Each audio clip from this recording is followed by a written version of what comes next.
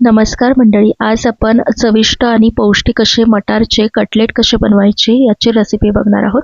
सध्या मटारचं सीझन सुरू आहे, तर हे ताज्या मटारपासून बनलेले कटलेट खायला अप्रतिम लागतात। शिवाय बनवायला सुद्धा अगदी सोपी आहे।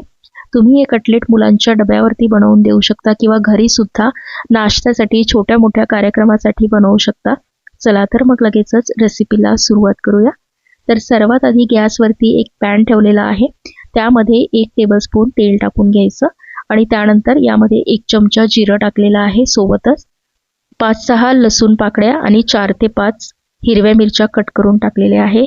हे लसूण आणि हिरवी मिरची थोडंसं तेलावरती परतून घ्यायचं आहे, अगदी 1 मिनिट। आणि त्यानंतर यामध्ये ताजे मटार टाकायचे आहे। तर एक मोठ्या वाटीभर मी ताजे मटार टाकून घेतलेले आहे, हे सुद्धा थोडेसे परतून घ्यायचे आहे, म्हणजे याचा जो कच्चा वास असतो तो निघून जातो आणि मटार भाजल्यामुळे कटलेट सुद्धा चविष्ट बनतात। आता यामध्ये मी थोडंसं मीठ टाकून घेते, म्हणजे मटार जे आहे ते अगदी लवकर भाजले जातील। तर अगदी 2 ते 3 मिनिटं हे मटार मीडियम गॅसवरती भाजून घ्यायचे आहे, खूप जास्त वेळ सुद्धा भाजायचे नाही। 2 ते 3 मिनिटं हे मटार मीडियम गॅसवरती मी छान भाजून घेतलेले आहे। आता मटार व्यवस्थित भाजले गेलेले आहे, गॅस बंद करून घ्यायचा आणि हे मटार थंड करून घ्यायचे आहे। मटार थंड होत आहे तोपर्यंत आपल्याला इथे मिक्सरवरती पोह्याची पावडर करून घ्यायची आहे। ही कटलेटच्या मिश्रणामध्ये आपल्याला वापरायची आहे। तर 1 वाटी जाड पोहे घेतले आहे, याला जाडसरच वाटायचे आहे, खूप जास्त बारीक पावडर करायची गरज नाही। बघा अशा पद्धतीने। आता त्याच मिक्सरच्या पॉटमध्ये मटार सुद्धा थंड झाले होते, ते सुद्धा मी वाटून घेतलेले आहे। खूप जास्त बारीक याची पेस्ट करायची नाही। बघा अशा पद्धतीने हे मटार वाटून घेतले। आता यामध्येच 2 मीडियम आकाराचे उकडलेले बटाटे मॅश करून टाकून घेतले।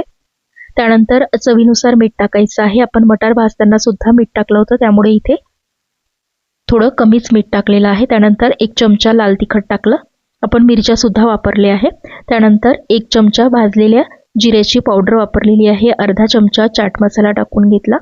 त्यानंतर अर्धा चमचा गरम मसाला आणि अर्धा चमचा आमचूर पावडर टाकून घेतलेली आहे, सोबतच थोडीशी बारीक चिरलेली कोथिंबीर टाकून घेतली आणि जे पोह्याचं आपण पावडर केलं होतं ते सुद्धा आता यामध्ये टाकून घ्यायचं आहे। या जागी तुम्ही ब्रेड क्रम्स किंवा कॉर्नफ्लोअर सुद्धा वापरू शकता, पण ते आपल्या घरी नेहमी उपलब्ध राहत नाही। पोहे जे आहे ते वापरायला सोपी पडतं। आता हे सगळं व्यवस्थित मिक्स करून घ्यायचं आहे। इथे तुम्ही जे उकळलेले बटाटे आहे त्याला किती मॉइश्चर आहे त्यानुसार पोह्याचं पावडर आपल्याला टाकावं लागेल, थोडंसं कमी जास्त तुम्हाला लागू शकतं। मी इथे 1 वाटी पोह्याची पावडर वापरली आहे। बघा हे सगळं व्यवस्थित मिक्स करून झालेलं आहे, याचा एक गोळा तयार झाला आहे। आता लगेचच याचे कटलेट बनवून घेऊया। तर मी इथे मीडियम आकाराचे साधे गोल आकारामध्ये कटलेट बनवते आहे, तुम्हाला हव्या त्या आकारामध्ये हे कटलेट तुम्ही बनवू शकता। तर बघा एक कटलेट आता आपला इथं तयार झालेला आहे। आता याच पद्धतीने बाकीचं जे उरलेलं मिश्रण आहे त्याचे सुद्धा कटलेट बनवून घ्यायचे आहे। तर हे कटलेट बनवायला अगदी सोपी आहे, खूप जास्त वेळ सुद्धा याला लागत नाही बनवायला, अगदी झटपट तयार होतात। बघा संपूर्ण मिश्रणाचे कटलेट मी इथं तयार करून घेतलेले आहे। आता हे कटलेट आपल्याला भाजून घ्यायचे आहे। तर तव्यावरती थोडंसं तेल टाकून घ्यायचं, त्यानंतर यावरती कटलेट ठेवून घ्यायचे आहे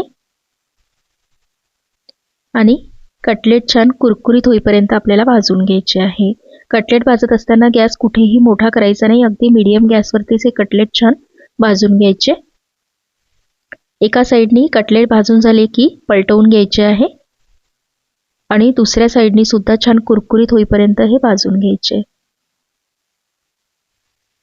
बघा कटलेट इथं मी पलटवून घेतलेले आहे। आता दुसऱ्या बाजूने सुद्धा हे छान भाजून घेऊया। याचा रंग बघा काय छान दिसतो आहे। तर दोन्ही बाजूनी छान कुरकुरीत होईपर्यंत हे कटलेट भाजून घेतलेले आहे। आता लगेचच काढून घेऊया आणि आता याच पद्धतीने जे उरलेले कटलेट आहे ते सुद्धा भाजून घ्यायचे। बघा संपूर्ण कटलेट इथे छान भाजून झालेले आहे। आता लगेचच सर्व करून घेऊया। तर बघूनच तुम्हाला समजत असेल बाहेरून किती कुरकुरीत हे कटलेट तयार झालेले आहे। बनवायला सुद्धा अगदी सोपी आहे। हे कटलेट आपण तळलेले नाहीये, त्यामुळे पौष्टिक सुद्धा आहे आणि घरी उपलब्ध असलेल्या साहित्यामध्येच हे कटलेट तयार होतात। तर हे गरमागरम कटलेट हिरव्या चटणी बरोबर किंवा टोमॅटो केचप बरोबर खायला खूप छान लागतात। एकदा नक्की बनवून बघा। तर रेसिपी तुम्हाला कशी वाटली मला कॉमेंटमध्ये सांगायला विसरू नका. व्हिडिओ जर आवडला असेल तर चॅनलला लाईक, शेअर आणि सबस्क्राईब नक्की करा. लवकरच भेटूया अशाच एका छानशा व्हिडिओ बरोबर. तोपर्यंत धन्यवाद.